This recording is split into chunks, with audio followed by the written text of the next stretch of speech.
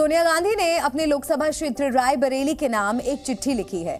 इस चिट्ठी के जरिए उन्होंने बताया कि अब वो लोकसभा चुनाव नहीं लड़ेंगी। साथ ही रायबरेली के लोगों से गांधी परिवार को आगे भी संभालते रहने की अपील की। इस अपील का मतलब क्या है, ये बताने से पहले आपको गांधी परिवार के लिए रायबरेली के प्यार का हम नंबर गेम दिखाते हैं। कुछ अहम आंकड़ों पर नजर डालते हैं। वर्ष 1952 से 2019 तक भारत में कुल 17 लोकसभा चुनाव हुए। वहीं रायबरेली में 2 उपचुनाव समेत कुल 19 बार लोकसभा के लिए मतदान हुआ। वर्ष 1952 और 1957 में गांधी परिवार से फिरोज गांधी चुनाव लड़े, दोनों बार जीते। फिरोज गांधी इंदिरा गांधी के पति थे। इसके बाद 10 साल बाद 1967 में इंदिरा गांधी पहली बार रायबरेली से चुनाव लड़ी और जीती। उन्होंने रायबरेली से 4 बार चुनाव लड़ा और 3 बार उनकी जीत हुई।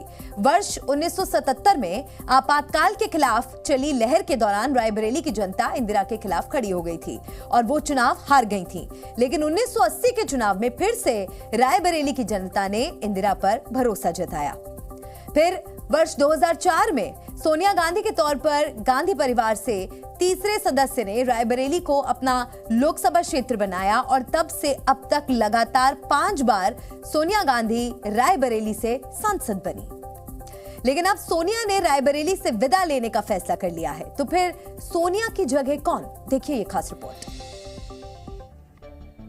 सोनिया गांधी की इन 2 तस्वीरों में 10 साल का फर्क है, लेकिन दोनों तस्वीरें नामांकन की हैं। पहली तस्वीर साल 2014 की है, जब सोनिया गांधी रायबरेली से लोकसभा चुनाव लड़ने के लिए नामांकन दाखिल कर रही थीं। और दूसरी तस्वीर 1 दिन पहले की है, जब रायबरेली की लोकसभा सांसद राजस्थान की राजधानी जयपुर में राज्यसभा के लिए नामांकन भर रही थीं। राहुल गांधी तब भी मां के साथ थे और कल भी मां के साथ थे। लेकिन इस तस्वीर में सोनिया और राहुल के साथ प्रियंका गांधी वाड्रा भी है। अब 14 फरवरी की इस चिट्ठी को देखिए। ये चिट्ठी सोनिया गांधी ने अपने संसदीय क्षेत्र रायबरेली के नाम लिखी है। उन्होंने रायबरेली के लोगों को अपने परिवार का हिस्सा बताते हुए लिखा है कि अब स्वास्थ्य और बढ़ती उम्र के चलते मैं अगला लोकसभा चुनाव नहीं लड़ूंगी। इस निर्णय के बाद मुझे आपकी सीधी सेवा का अवसर नहीं मिलेगा, लेकिन ये तय है कि मेरा मन प्राण हमेशा आपके पास रहेंगे। मुझे पता है कि आप भी हर मुश्किल में मुझे और मेरे परिवार को वैसे ही संभाल लेंगे जैसे अब तक संभालते आए हैं। सोनिया गांधी 77 साल की हैं और अक्सर बीमार रहती हैं। उन्हें लगता है कि पहले की तरह बार बार रायबरेली आना, चुनाव प्रचार करना, रोड शो करना, लोगों से मिलना और चुनावी मंच पर खड़े होकर भाषण देना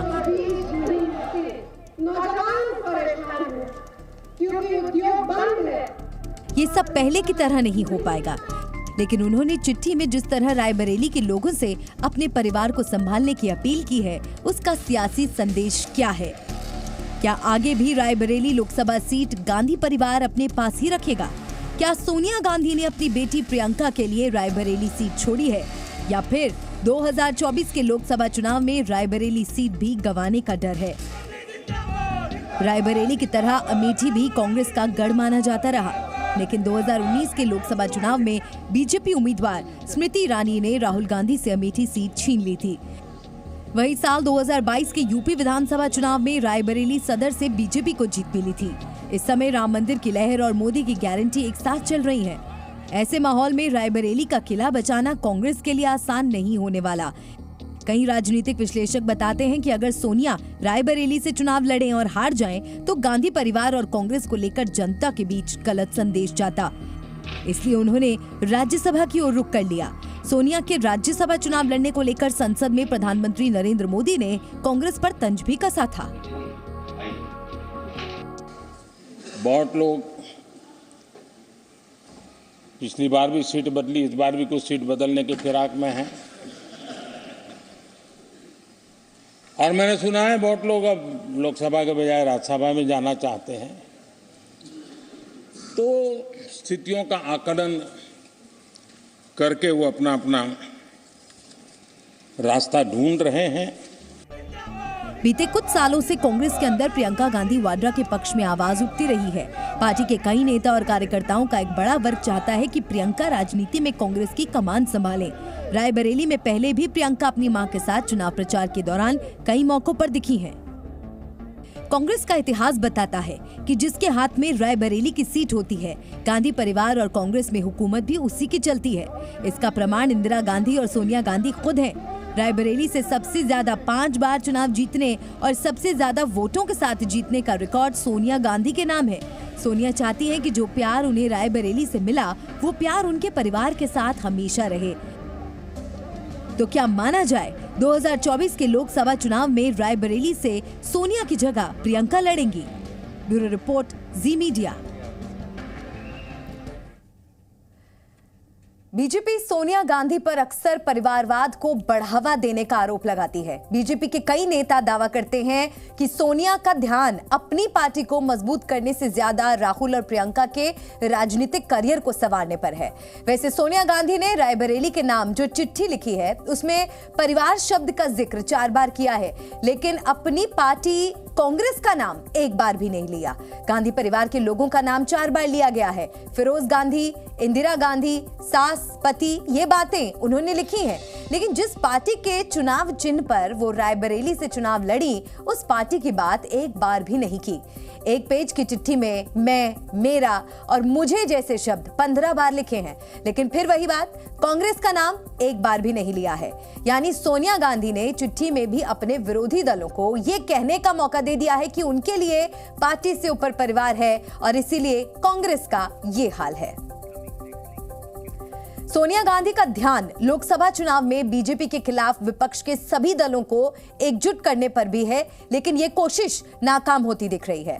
पहले नीतीश कुमार ने पाला बदलकर झटका दिया, उसके बाद ममता बनर्जी और अरविंद केजरीवाल ने अकेले चुनाव लड़ने का ऐलान कर कांग्रेस के मिशन को कमजोर कर दिया। इन सबके बीच अब नेशनल कॉन्फ्रेंस के अध्यक्ष और जम्मू कश्मीर के पूर्व मुख्यमंत्री फारूक अब्दुल्ला के बयान ने भी सियासी उलझन बढ़ा दी। फारूक अब्दुल्ला ने आज दिन में अकेले दम पर चुनाव लड़ने का ऐलान किया, मगर 2 घंटे बाद ही उमर अब्दुल्ला सामने आए और अकेले लड़ने के दावे को खारिज कर दिया। अब सवाल यह है कि गठबंधन को लेकर अब्दुल्ला फैमिली की उलझन क्यों है? सवाल यह भी है कि कहीं रणनीति के तहत दबाव बनाने के लिए तो ये सब नहीं किया गया। देखिए, जहां तक सीट शेयरिंग का सवाल है, मैं एक चीज आपको क्लियर करना चाहता हूं। नेशनल कॉन्फ्रेंस अपने बलबूते पर लड़ेगी, इसमें कोई 2 राय नहीं है कि हम पहले दिन से इंडिया अलायंस के हिस्सेदार रहे हैं, आज भी हैं, आगे भी रहेंगे। इंडिया अलायंस को छोड़ने का हमारा कोई इरादा नहीं है और हम वो लोग नहीं हैं जो 2 किश्तियों में अपने पैर रख के सवार होने की कोशिश करते हैं। हमारा एनडीए के साथ कोई लेना देना नहीं है, ना इसकी कोई गुंजाइश है। एनडीए के लिए कोई दरवाज़ा खुला नहीं है, कोई खिड़की खुली नहीं है, उनसे कोई बातचीत नहीं हो रही है। बातचीत अगर हो रही है तो कांग्रेस के साथ हो रही है। इनफॉर्मल हमारी 1 राउंड हो चुकी है सीट शेयरिंग को लेके। फारूक साहब की बातों को और उनके बयान को कुछ हद तक तोड़ मरोड़ के पेश करने की कोशिश की जा रही है।